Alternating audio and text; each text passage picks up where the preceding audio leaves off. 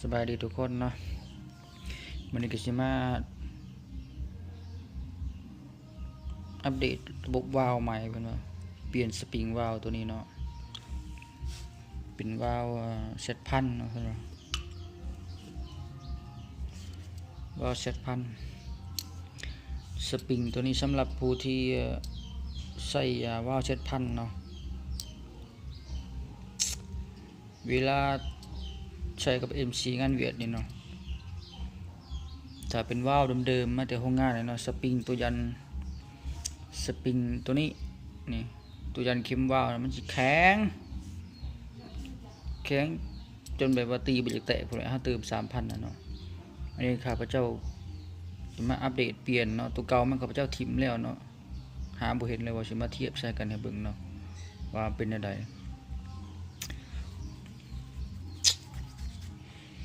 บางคนก็ว่าใส่ MC นี่ตีลงบ่อยากแตกเพิ่นว่าย้อนตัวนี้แหละนี่ย้อนสปริงยันเข็มวาล์วตัวนี้นี่สปริงตัวนี้มันยันมันมาต่อแบบนี้นี่แบบนี้นี่ตัวมาเดิมกับโรงงานเนี่ยมันแข็งเกินไปหาเติมลมเข้าไป 3,000 เต็มนี่ตีเบรกแตกดังแป๊กเนาะย้อนระบบตัวนี้แหละเปลี่ยนสปริงกันแล้วเปลี่ยนสปริงคอนกันแล้วสปริงคอนก็เปลี่ยนแล้วเนาะบางคนก็ยังคือเก่าเนาะแนะนำให้ลองมาเปลี่ยนตัวนี้เบิ่งเนาะลองมาอัพสปริงตัวนี้ใหม่เบิ่งหาตัวอันพอดีบ่เอาแข็งเลยก็บ่อ่อนเกินไปลองผิดลองถูกข้าพเจ้าก็ต้องจะอัปเกรดแล้วสิไปซ่อมเบิ่งเป้าเบิ่งแฮงลมนะพี่น้องว่าสิเป็นจังไดติดตามเบิ่งกันพี่น้อง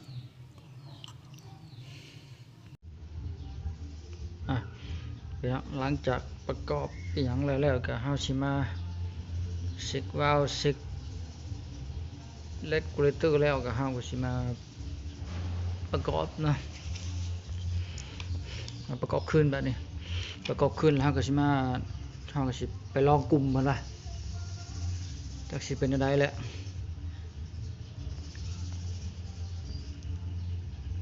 เช็คทุกระบบเลยยังสิบ่แม่นบ่เดี๋ยวไปลองกลุ่มติดตามไว้เหมือนกันเนาะพี่น้องสิเป็นจังไดสิแม่นอยู่บ่พี่น้องหลังจากแบนปืนแบนหยังแล้วก็ลองกล้องเพิ่นว่าสร้างเพิ่นลองกล้องน่าก็ได้หนุกลองทำตัวปิ้งปั้นเที่ยงก่อนที่เดินทางต่อนะกำลังสิก่อไฟครับเนาะกำลังก่อไฟหอมน้ำตาลเลยตาลน้ำผึ้งหอมกุ้งนะฮะใส่กำลังก่อไฟพี่น้องอะไรกันน้ำค่ำหมดเลยกันน้ำห่อนนี่มันยังกินน้ำอยู่นี่แล้วนี่น้ำค่ำเย็นธรรมชาติ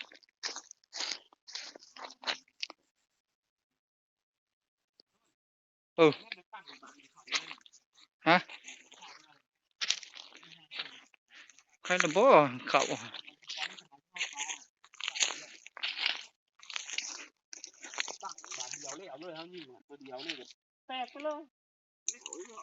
โยนมาตอนค่ำบ่เพิ่งย่างไปเบิ่งก่อน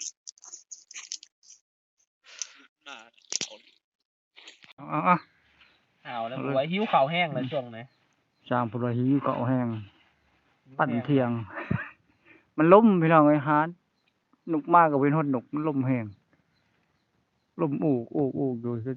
มันบ่ไหวเนาะยอมตัวนี้แหละยอมล่มนี่แหละคำบ่ล่มสิได้หลายอยู่เอากลางดินแล้วได้บ่ได้ต่อได้กินข้าวปลาเว้ยกันยังนี่แล้วกินข้าวปลามาพี่น้องมาว่าสิเด้อเป็นน้อยทนคือยังใจแดงอยู่ไอ้ทุกแล้วเนาะทุกแล้วชัดปลาไปกินแห้งหลายบ่แซ่บได้มาพี่น้องกำลังนี่กากระบินอยู่คันจับไปสิเมียนมันซะข้าวเที่ยงนี่งูมาปิ้งเป็นจังครับ ผักเหลืองนะ เอาหอมกลุ่มเลยต้องกินละมาเลยนะปั่นละมา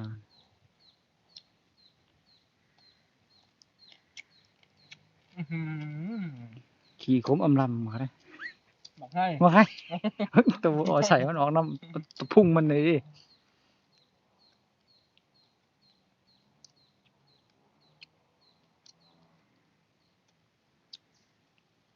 ไอ้กลุ่มๆพี่น้องนกเผา น้องก้นหิวเขาเฝ้ากินนกนกดัน กำลังเผานกบหลายดอกชุกเลยละมา สามตัวเฝ้ากินนก เอามาปั่นเทียงพี่น้องนกเผาน่ะกินข้าวปลา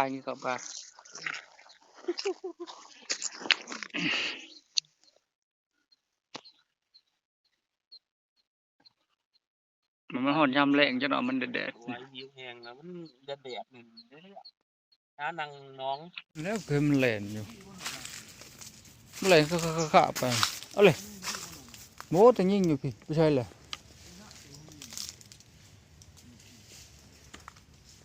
นั่นเลยนกเขียวแต่ยิ่งอยู่ใช่ปะมันว่าแหลนนกเขียวแต่ยิ่งเลยพี่จักนกช่างเลยเขียวจักดินี่เห็นหมดตัวมันแหลนนะเห็นหมดกระเด็นนะจะใช้ตัวหนึ่งตัว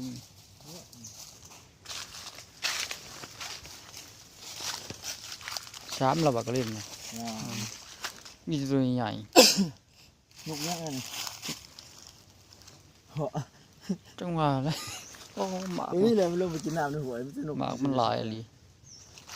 ขี้แจ่มพี่น้องกระเด็นไปตัวหนึ่งคือเห็นคลอย เลยกระลิน คลอยลงมามันไปใช่ ตัวยิงบัตรบิดนั่น มันไปไหน ควบ แล้วมันไปทางไหน นกปืนเขาเนี่ยปืนตั้งใจแต่ควบ นกเข้าใช่คือว่ามันตกนกช็อตสามตัวแล้วนกนะคือสี่ตัว อ๋อหัน มันคือว่าแม่งเขาขายคุณได้ แม่นเนาะ อะไร นกกระแทกบ่ถึง2 บาทเลยอย่างมันดาดเพื่อบ่ได้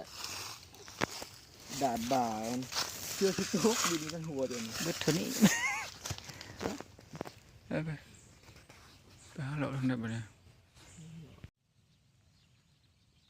โหลดถุงยามเสาพี่น้องให้ได้ซองแต้มตาเปียกแต้มที่สามยิงบุตายบุได้เปล่าจะไปใช้ซ้ำนี่ได้เสียงดินบึ้มอยู่เชลกับแล้วตัวหนึ่ง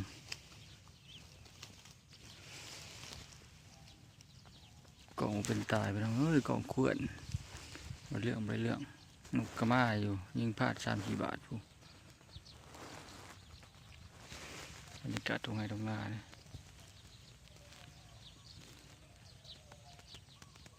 บัดเอาคลิปเอายังลงแล้วบ่ค่อยมีเวลาหาเลาะพี่น้อง